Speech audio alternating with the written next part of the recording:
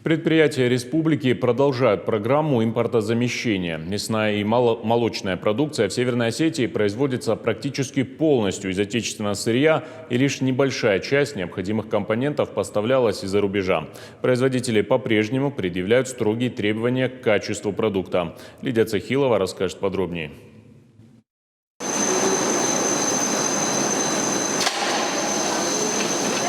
Фасовочная машина работает бесперебойно. Процесс полностью автоматизировали. Оборудование здесь отечественное. Производство запустили год назад. Линия перерабатывает до 20 тонн молока в день. За качеством следят строго. Молоко поставляет одна из лучших ферм страны в Воронеже. В лаборатории продукт проходит все критерии отбора. На какие параметры мы делаем, так сказать, уделяем большое внимание? Это в первую очередь чистоте данного продукта, измеряем количество соматических клеток, жир, белок, добавленную воду. Очень остро стоит вопрос попыток фальсификации молока как дорогого и дефицитного продукта.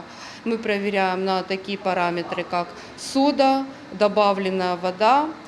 Помимо этого там перекись водорода, добавленный растительный жир, то есть тоже пальмовое масло. И мы с этим, так сказать, очень строго это отслеживаем при поступлении сырья. В резервуар с молоком добавили сычужную сыворотку. В этом цехе производят осетинский сыр. В день до 3 тонн. Готовые сыры хранятся в холодильной камере. А в колбасном цехе весь ассортимент мясных изделий и даже деликатесы.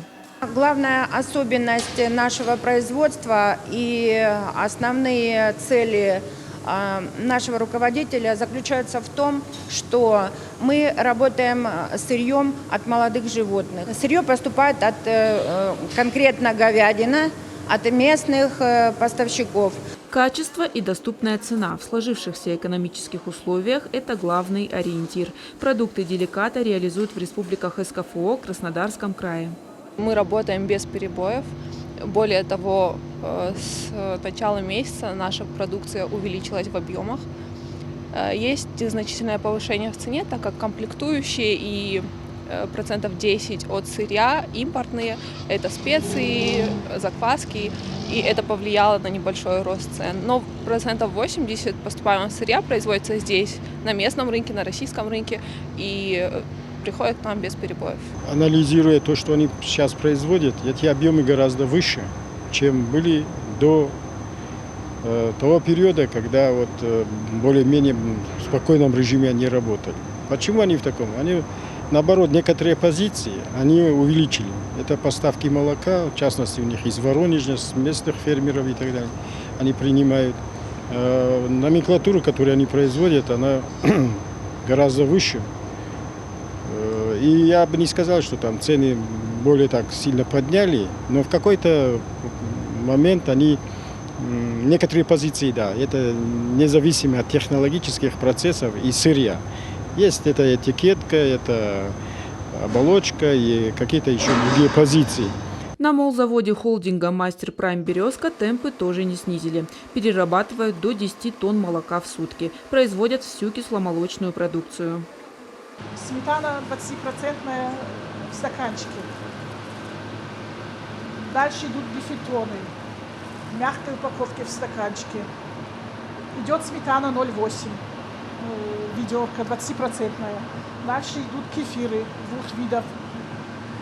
Дальше идет айран, йогурт питьевой 0,5, абрикос, вишня, и много других ароматных йогуртов. Производство европейских сыров – еще одна особенность. Качкавал, скаморца, а также чечел, сулугуни и, конечно же, осетинский ханский сыр. Изготавливают исключительно из натуральных компонентов. И опять же благодаря местному сырью. В Хаталдоне у предприятия своя ферма. Там выращивают коров элитной породы Монбельярд. Сейчас мы производим сыр качкавал, натуральный продукт, полюбившийся многим нашим покупателям. Производим мы его из натурального нашего же молока, чисто натуральное молоко. Вот, пожалуй, первая и самая главная особенность этого сыра. Как и, впрочем, вся наша продукция. Продукцию продают на республиканском рынке, и она вполне импортозамещаема, говорят специалисты. Сыры, которые, я считаю, не уступают нашим заграничным импортным конкурентам, потому что имеют целый ряд преимуществ. Ну, во-первых, наша вода в Северной Осетии ценится своим качеством. Наши предгорные травы, луга богаты, в общем-то, всеми полезными компонентами, которые необходимы для получения правильного, полезного, вкусного молока.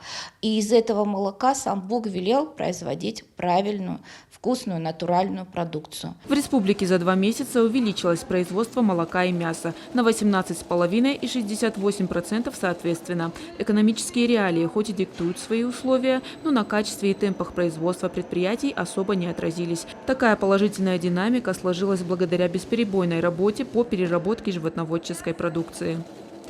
Лидия Цахилова, Алан Суанов, Мария Кутаева. Специально для программы «В итоге».